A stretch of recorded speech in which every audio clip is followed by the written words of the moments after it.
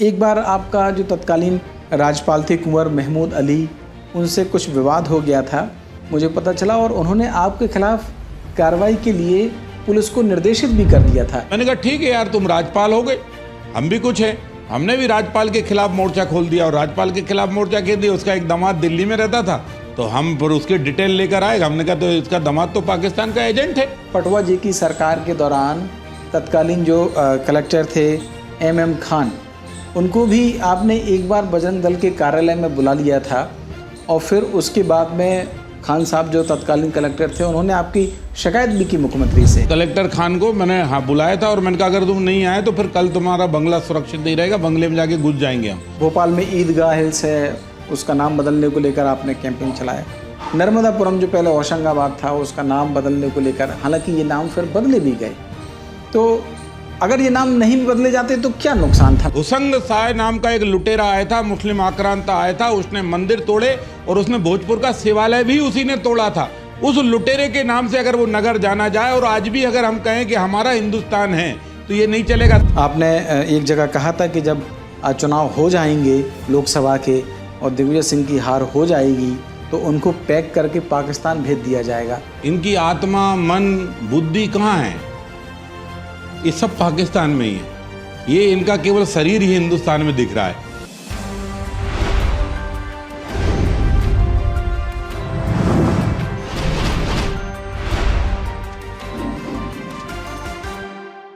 BSTV की खास पेशकश बात में दम है लेकर हाजिर हूं मैं शरद। आज हमारे साथ एक ऐसी शख्सियत हैं जिनका परिचय देने की मुझे बहुत ज़्यादा ज़रूरत नहीं है। बीजेपी के सबसे ज़्यादा सुर्खियों में रहने वाले नेताओं में से वो एक हैं। हिंदूवादी छवि के प्रखर तौर पर अपनी बात रखने वाले बीजेपी के विधायक रामेश्वर शर्मा जी आज हमारे साथ हैं। मैं उनका बहुत स्वागत करता हूँ। रामेश्वर जी, बहुत स्वागत है। जी नमस्कार। सबसे पहले तो आपको आपके जन्मदिन की बहुत बहुत शुभकामनाएं हैं। धन्यवाद धन्यवाद। मैं जानना चाह रहा हूँ कि 1985 में विदिशा में संघ के प्रचारक के तौर पर आपका जो राजनीतिक करियर है उसकी शुरुआत हुई। उसके बाद फिर आप पार्षद भी बने और अब 3 बार के विधायक हैं। अपने इस पूरे राजनीतिक सफ़र को आप कैसे देखते हैं? देखिए, राजनीतिक सफ़र की 2 दृष्टियाँ हैं भारत के अंदर। एक है राजनीतिक सफ़र का मतलब ये है कि राष्ट्र की सेवा करना, समाज की सेवा करना, लोकहित के काम करना। तो राष्ट्रीय स्वयंसेवक संघ ने हमारी ज़िंदगी में जो बीजारोपण किया है, या संघ ने जो संस्कार दिए हैं, वो उनने कहा है मैं नहीं तू। पहले समाज हमारे लिए प्राथमिकता है, राष्ट्र हमारे लिए सर्वोपरि है। इसलिए हमारे जो राजनीति के मापदंड हैं वो देश है। देश को प्रथम, राष्ट्र प्रथम, देश की जनता प्रथम।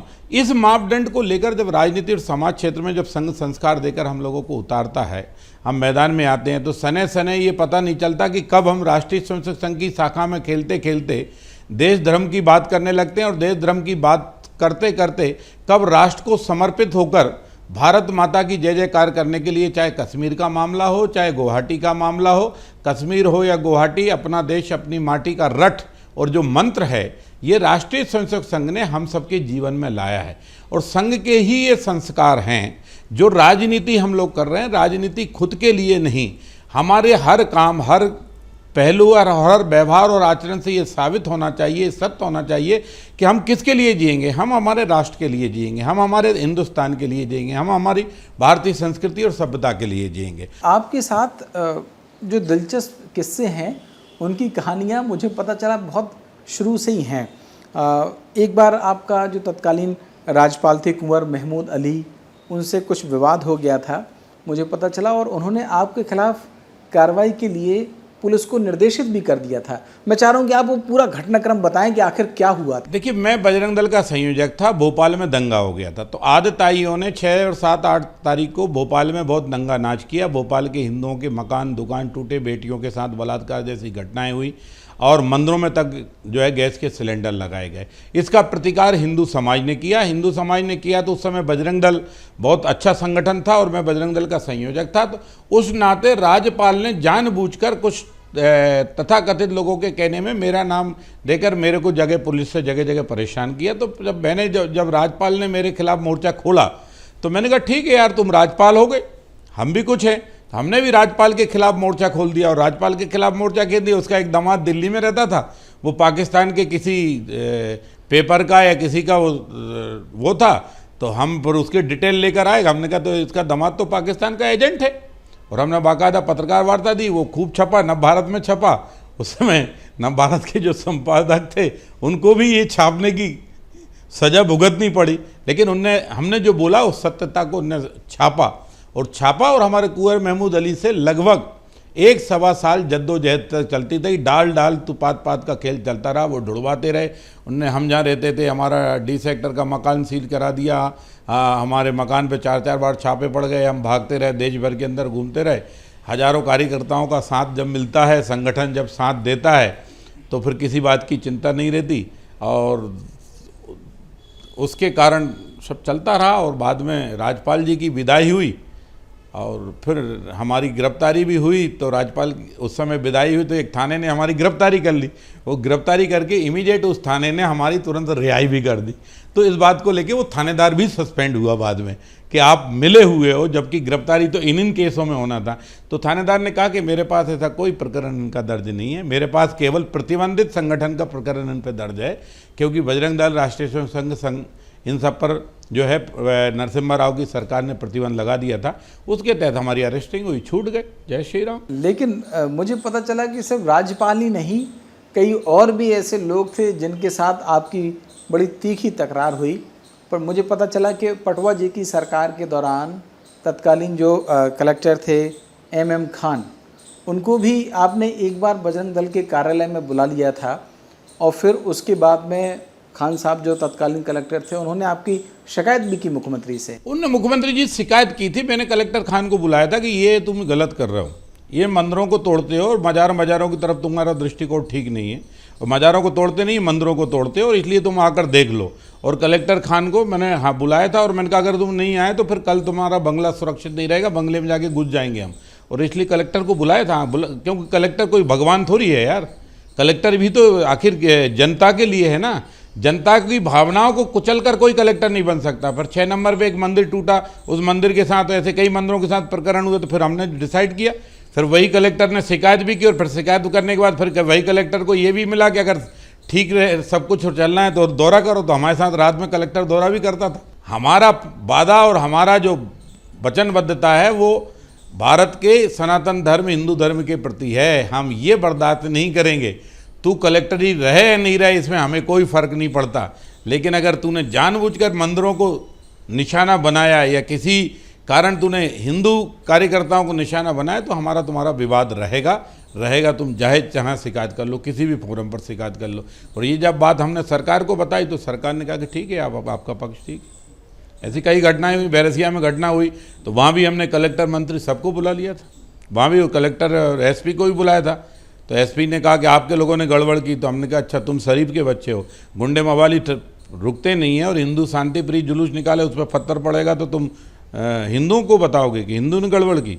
जो पत्थर फेंकने वाले उनका इलाज करो भैया, हमको ज्ञान मत दो। मेरी दिलचस्पी इस बात को जानने में है कि जब कलेक्टर ने आपकी शिकायत CM से की, तो तत्कालीन जो CM पटवा साहब थे, उन्होंने आपको बुलाया, तो उन्होंने क्या कहा था आपसे? देखिए क्या था कि मेरे को नहीं बुलाते थे, अधिकतर लोग मेरे को नहीं बुलाते थे।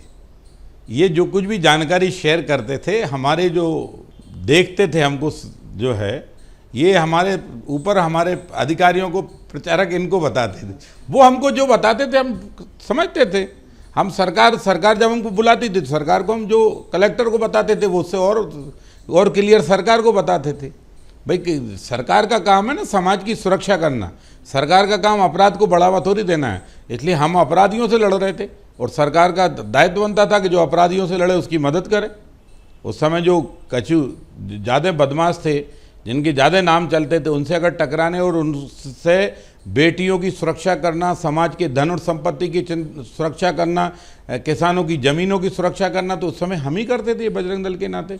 तो कुल मिलाकर कह सकते हैं बहुत राजनीतिक जो उतार चढ़ाव हैं सब चलता रहता है, करियर में आते रहे। राजनीति बिना उतार चढ़ाव, बिना संघर्ष के होती भी नहीं। अगर संघर्ष की ही तो राजनीति है। अगर आपको सीधे तस्तरी में रखी मिल जाए तो फिर वो काम करने का मजा भी नहीं आता। राजनीतिक उतार चढ़ाव में ये भी जानना चाह रहा था कि आप पार्षद भी रहे आप विधायक भी रहे, मंत्री बनने की रेस में हर बार नाम शामिल होता है, लेकिन उसमें रामेश्वर शर्मा पिछड़ जाते हैं, ऐसा क्यों? समय बड़े बलवान, वक्त आएगा सब हो जाएगा।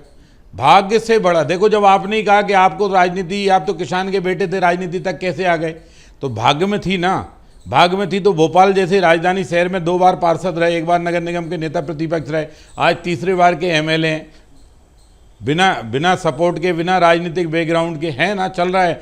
भाग्य संस्था साथ दे रही है ना, संस्कार साथ दे रहे हैं ना, तो इसलिए मंत्री पद महत्वपूर्ण नहीं है, जनता से जो किए गए वायदे वो पूरे कर पा रहे हैं कि नहीं रामेश्वर शर्मा, ये महत्वपूर्ण है।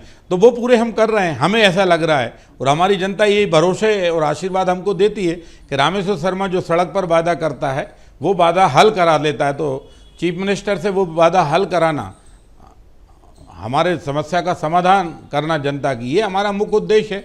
ठीक है, आज हमारी सरकार है तो हम ही तो मंत्री हैं, और कौन है? भारतीय जनता पार्टी की सरकार, नरेंद्र मोदी जी देश के प्रधानमंत्री हैं, हम ही प्रधानमंत्री हैं भाई। क्योंकि मोदी जी किसके लिए कर रहे हैं? मोदी जी का खुद का कोई परिवार नहीं है, मोदी जी किस लिए कर रहे हैं? हिंदुस्तान के लिए। ईश्वर अंश जीव अविनाशी, परमात्मा का अंश हम सब में मानते हैं। हम हिंदू और मुसलमान का भेद नहीं करते। जब हिंदू प्याऊ लगाता है तो भेद नहीं करता कि मेरी प्याऊ पर केवल हिंदू पानी पिएगा।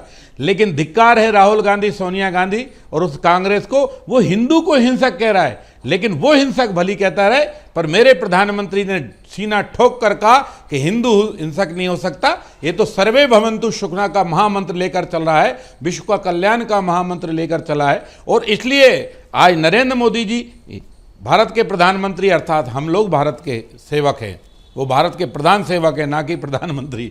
जैसे ही मुख्यमंत्री हमारे मोहन यादव जी मुख्यमंत्री हैं, पर हम सब भी वही हैं। क्यों? क्योंकि सरकार व्यक्तिगत कामों में नहीं है, सरकार समाज के लोक कल्याण के कामों में। शिवराज जी भी व्यक्तिगत काम, समाज के लोक कल्याण कामों में लगे थे, हम सब उन कामों में लगे। गरीब का कल्याण, यही तो भारतीय जनता पार्टी का उद्देश्य है। रामेश्वर शर्मा जी, आपके ऊपर एक आरोप लगता है कि आप जो विषय उठाते हैं वो मुद्दों से ज़्यादा विवादों की वजह बन जाते हैं। मसलन आपने एक बड़ा कैंपेन चलाया नाम बदलने को लेकर, जो भोपाल में ईदगाह हिल्स है उसका नाम बदलने को लेकर आपने कैंपेन चलाया। नर्मदापुरम जो पहले होशंगाबाद था उसका नाम बदलने को लेकर, हालांकि ये नाम फिर बदले भी गए। तो अगर ये नाम नहीं बदले जाते तो क्या नुकसान था, मैं ये जानना चाहता हूँ। क्यों नहीं बदले जाते, मुझे बताओ ना, क्यों नहीं बदले जाते भाई? आज मेरा नाम रामेश्वर है तो मेरे माँ बाप ने सोच कर रखा है ना, हमने नाम नहीं बदले, दुष्टों ने नाम बदले थे।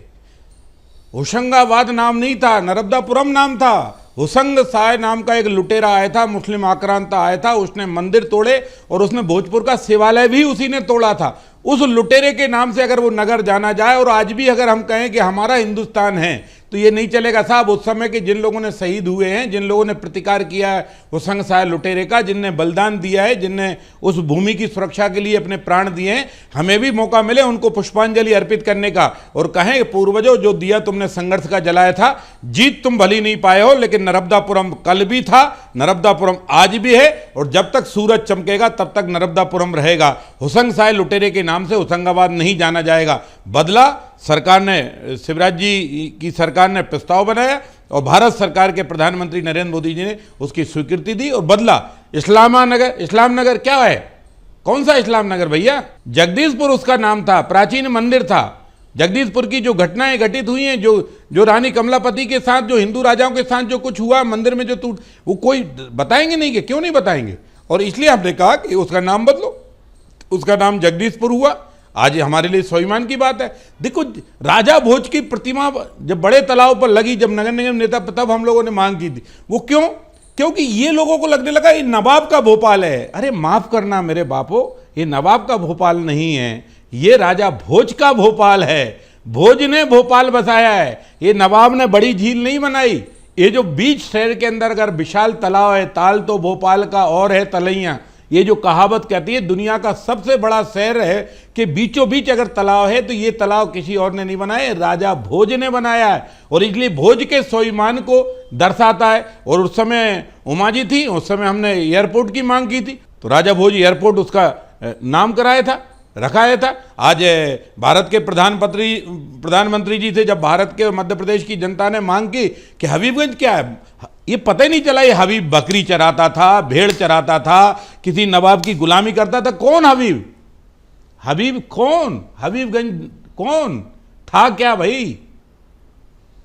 जब इसका कोई अता पता नहीं, कोई सिद्धांत नहीं, कोई शहीद नहीं, कोई दूसरी उसके साथ उपाधि नहीं, तो इसलिए जब ये मांग उठी तो भारत के प्रधानमंत्री जी को हम धन्यवाद देते हैं कि उन्होंने रानी कमलापति के मान सम्मान में जो है हबीबगंज स्टेशन का नाम बदलकर उसका नाम रखा। ऐसे ही हमने ईदगाह, हमने ये कहा कि जिसको आप ईदगाह कहते हो, नानक पहले आए कि ईदगाह पहले आई, ये बताओ।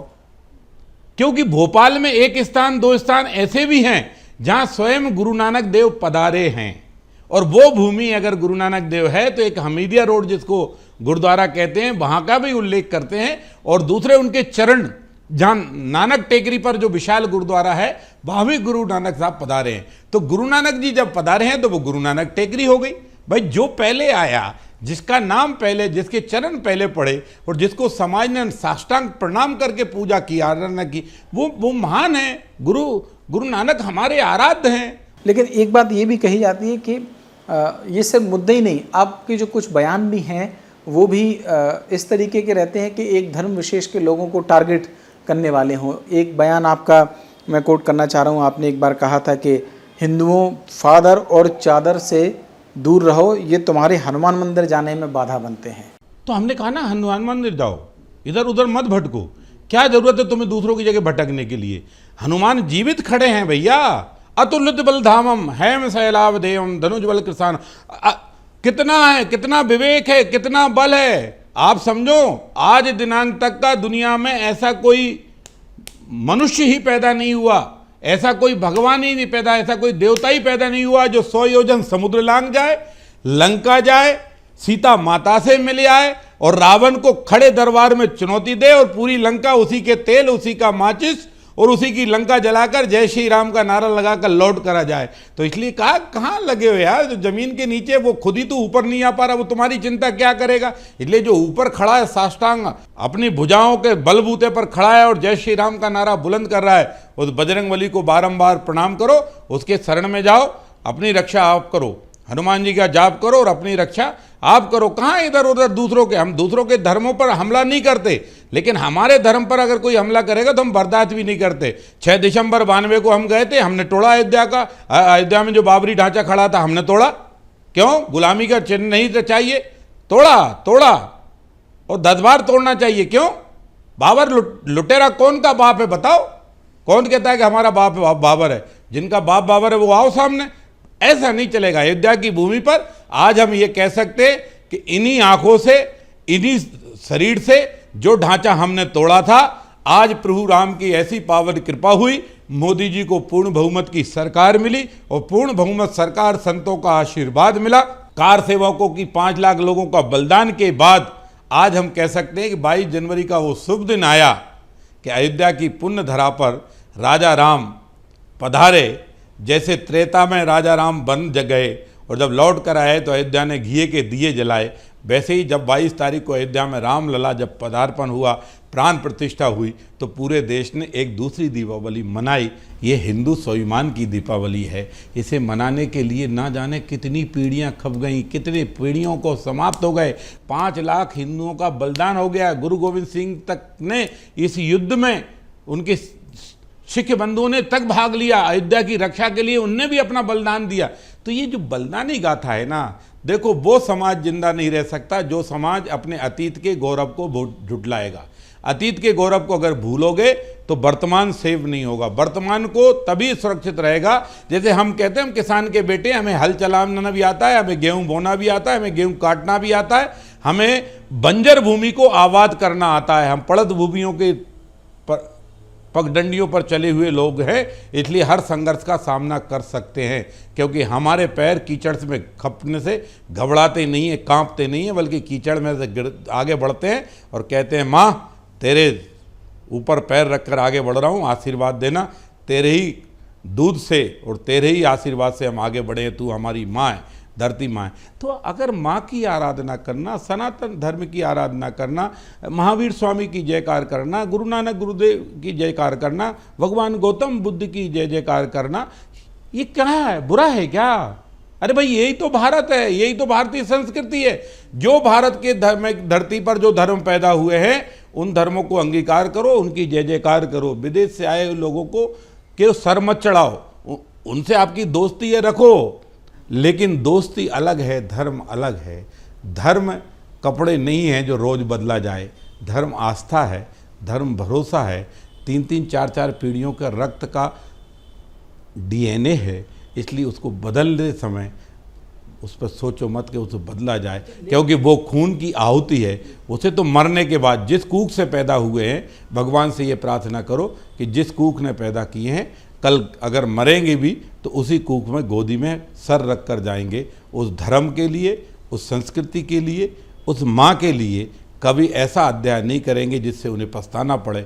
उन्हें ये फ़क्र होना चाहिए कि सनातन है, हिंदू धर्म में पैदा हुआ व्यक्ति हिंदुत्व के लिए लड़ते हुए मर भली गया, पर धर्म पर आंच नहीं आने दी। एक सवाल ये खड़ा होता है कि जब इतना बड़ा विषय आप लोगों के लिए है, आप लोगों ने इतना अभियान चलाया, लेकिन जब इस बार के जो नतीजे आए उसमें आप अयोध्या की सीट हार क्यों गए फिर? तो उससे क्या हो गए?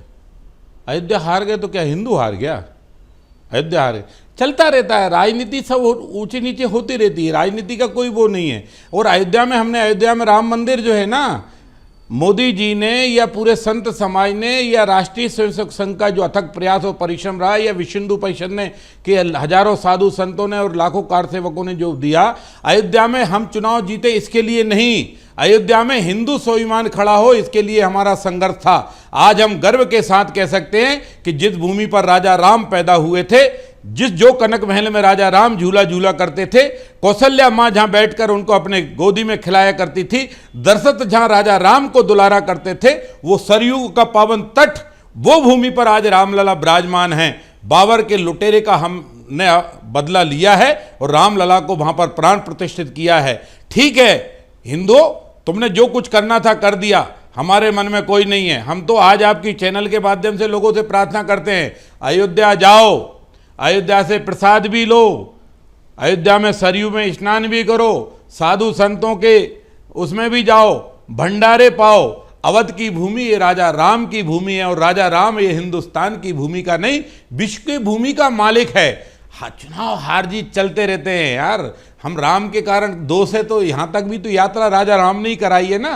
परिस्थितियां बदलती रहती हैं और कभी कभी क्या होता है, भगवान प्रतीक्षा करता है। भगवान जैसे कृष्ण भगवान ने कहा था ना, बुआ 100वीं गाली पर ठीक कर दूंगा। तो कभी कभी हमें भी, अगर अयोध्या वो नहीं जीतते तो ये हिंदुओं को हिंसक कहता, यही तो है ना, अहंकार बोलने लगा ना। ये अहंकार है जो राहुल गांधी बोले, ये अहंकार है। मतलब हिंदुओं को से वोट लेने के लिए जा रहे हैं, नाक रगड़ रहे हैं मंदिर मंदिर, उल्टा सीधा जनेऊ पहन रहे हैं, और जैसे ही वोट मिला और चुनाव जीते तो वहीं आ गए, कहाँ, जहां से थे वहीं आ गए खुदा हाफिज पर, वहीं चलने लगे बाबर के पद चिन्हों पर, वहीं चलने लगे पाकिस्तान और चाइना से। और तुरंत पहले ही उद्बोधन में भाई साहब ने कह दिया हिंदू हिंसक है। तो अयोध्या भली हम हार गए हों, पर इनके काले चेहरे हिंदुस्तान के हिंदू के सामने आ गए कि ये कांग्रेस न कल राम की थी, न आज राम की है, न आने वाले दिनों में कांग्रेस राम की रहेगी।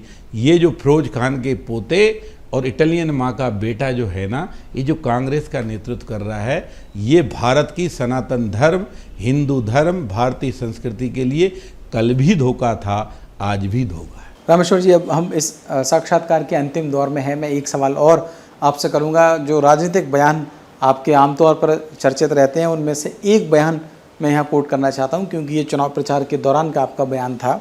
आपने एक जगह कहा था कि जब चुनाव हो जाएंगे लोकसभा के और दिग्विजय सिंह की हार हो जाएगी तो उनको पैक करके पाकिस्तान भेज दिया जाएगा। मैं जानना चाह रहा हूँ, किसी स्पीड पोस्ट से या कुरियर वाले से बातचीत कुछ हुई है अभी? नहीं, वो इसलिए पैक करने का मतलब, इनकी तो पैक करके वहीं तो हैं, इनकी आत्मा मन बुद्धि कहाँ है? ये सब पाकिस्तान में ही है। ये इनका केवल शरीर ही हिंदुस्तान में दिख रहा है। जब भी इनका मन सोचता है तो पाकिस्तान के हिसाब से सोचता है, जब भी इनका मन सोचता है तो वहाँ के वो मुसलमानों के जो हैं उनके हिसाब से चलते हैं। वो कभी जो आतंकवादी हैं उनको कैसे सम्मानजनक सूचक शब्द दिग्विजय सिंह जी कहते हैं। तो ये और जनता ने चुनाव हरा दिया तो यही तो था, उनने तो जनता को क्या नहीं कहा था, क्या कहा था, इस बार जिता दो आखिरी, ठीक है कि नहीं।